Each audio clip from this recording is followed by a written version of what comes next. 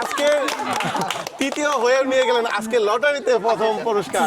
এইখান থেকে আমরা পেয়ে যাবো ওই রকমই কাউকে যে হয়তো এখানেও ফার্স্ট হবে, হতে পারে ওইখানেও ফার্স্ট। 10 আতিক ভাই 10 আতিক ভাই 10 না এই বিজয়ী। আচ্ছা, আসসালামু আলাইকুম। আড্ডা সিটি ফুড ব্লগের পক্ষ থেকে আমি সুজন ইসলাম জীবন। আজকে চলে আসছি আমাদের নতুন একটি ব্লগে। আমাদের 3 জন প্রতিযোগী রয়েছে, দেখতে পাচ্ছেন। এখন খেলাটা শুরু হবে।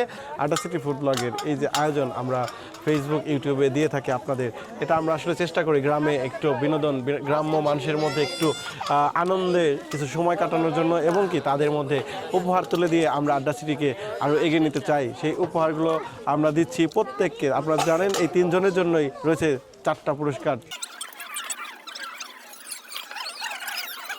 এই আলু না খেলেও সমস্যা নেই, কিন্তু মাংস শেষ করতে হবে। মাংস শসা সালাদ শেষ করবেন।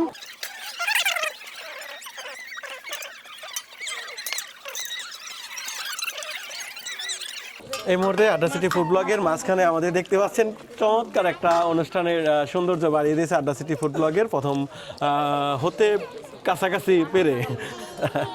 তো আমরা আড্ডা সিটি ফুড ব্লগের এই মুহূর্তে প্রথম বিজয়ী ধরে নিতে পারি আমার সামনে থাকা একজন।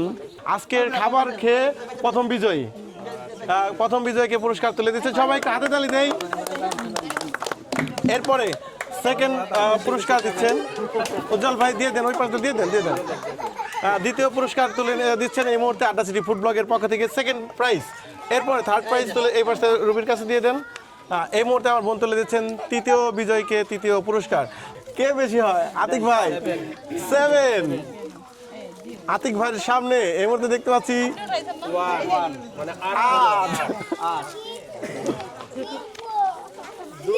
10 আতিক ভাই 10 আতিক ভাই 10 না এই বিজয়ী। আচ্ছা 3 8 11 আমি তো 2 লেগে গেল। এরপরে 0 11